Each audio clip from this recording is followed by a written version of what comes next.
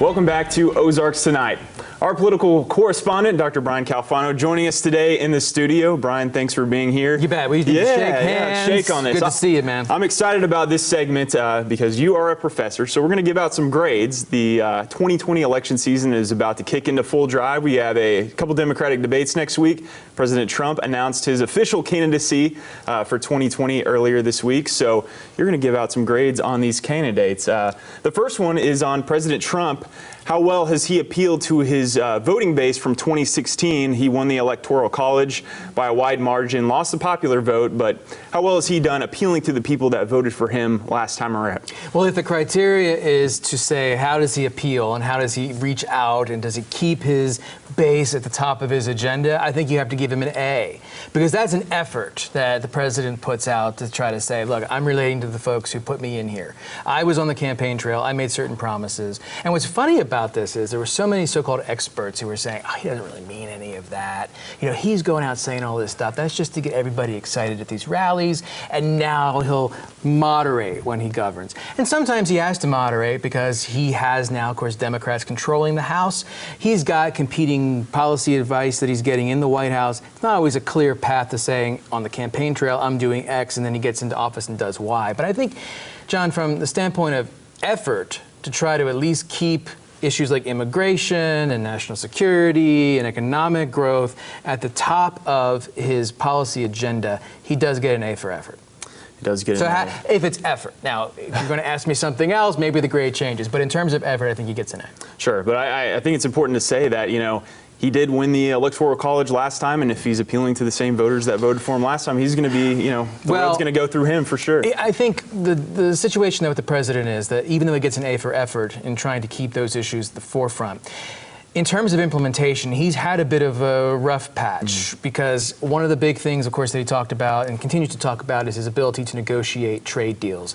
And right now, he's not able to deliver on any of those promises about these negotiated bilateral trade deals. He's sort of spent the last few years really talking about what he would do if he's in a position to make the kinds of changes. And since he's been president, he's talked about getting a fair deal for Americans, which is great, except for the fact that there's a lot that he has to navigate, and he's not been able to deliver yet. He needs to get something on paper and official, I would say, by the end of this year, and USMCA is the most likely of those scenarios to get implemented. If he can get that done, it begins to show some degree of improvement and increasing in terms of production and profits for companies and wage increases for workers, I think his grade has to be at least a B+, A- in terms of delivering on that trade deal promise. If, for whatever reason, too many unrealized expectations, difficulty with negotiations, other political issues come into play, and he can't get these trade deals that he wants into law, he's going to have a hard time, I think, going back to his supporters and saying, I delivered for you. He can say, I've tried, I've worked, we need to elect more Republicans. He can say a lot of other things, but he can't say I've delivered in that case. So at best, I think he would get an incomplete grade. We'll call it an I. Definitely. On some of that stuff. Definitely. Let's move on to the Democratic side. Joe Biden, a lot of speculation on when he was actually going to enter the race, if he was. He did enter the race and has pretty much been the front runner since he has, but there's been a couple bumps in the road for the Biden campaign since that time. How would you grade his campaign since he entered the race? Well, that's an interesting thing to think about because this is Biden's third time running for president. He's had two, as President Trump might say, disasters of campaign efforts before for the presidency. He is the presumed front runner, and I think he's sort of tried to play it as safe as he can. He's had some challenges, of course, with the Me Too concerns, and of course the very recent news about, oh, he worked with segregationist senators back in a different political era when Southern Democrats really had a lot of power in Washington, D.C. So he's getting a lot of flack for that. I think, though, that Biden will continue to enjoy the kind of lofty status that comes from someone who was vice president to a popular president, at least among Democrats, for 8 years, and he will continue to be smart and say as little as possible so as not to put his foot in his mouth and make more gaffes than he needs to moving into these debates and then beyond that over the next few months. I think really this is his nomination to lose at this point. Sure. Let's look at the rest of the crowded field, because it really is a crowded field on the Democratic side of things. Who would you give an A grade to that has kind of risen out of that pack, if you will? I think you have to give it to Mayor Pete, simply because who is this guy, right? I mean, we hardly have had, and I can't really off the top of my head think of another example of a mayor who has generated this amount of positive attention and has had this kind of bounce in the polls given his experience level. He has a personal story that a lot of folks on the Democratic side find appealing. Of course, he's LGBT, would be the first openly LGBT president, all these sorts of things. So that's appealing to a lot of Democrats.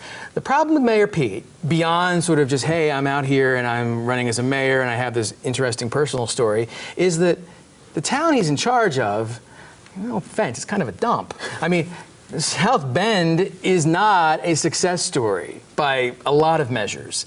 And that's not to say things aren't improving, right? Every city in this country is a mixed bag, I think, in a lot of ways. So I'm not trying to just diss South Bend. But the amount of positive attention that Mayor Pete gets versus how South Bend has been dealing with problems and trying to get itself out of some issues, it doesn't really line up, because his record in that regard really doesn't warrant the kind of positive treatment he's getting. I think this may be his strongest point in the race, because if he continues to rise, it's going to be just a matter of time before his opponents, the other 22 or whatever it is on the Democratic side, begin to say, has anybody been to South Bend recently? Right, this guy's the mayor of that. He's running based on that experience, and this is not a success story, at least from the city standpoint. Dr. Brian Calfano, I want to thank you for coming on today. John. I'm excited. We're just about to get into the meat of this campaign. We should have a lot of fun over the next year and a half. Thanks for coming in. You bet. We'll have more Ozarks Tonight right after this.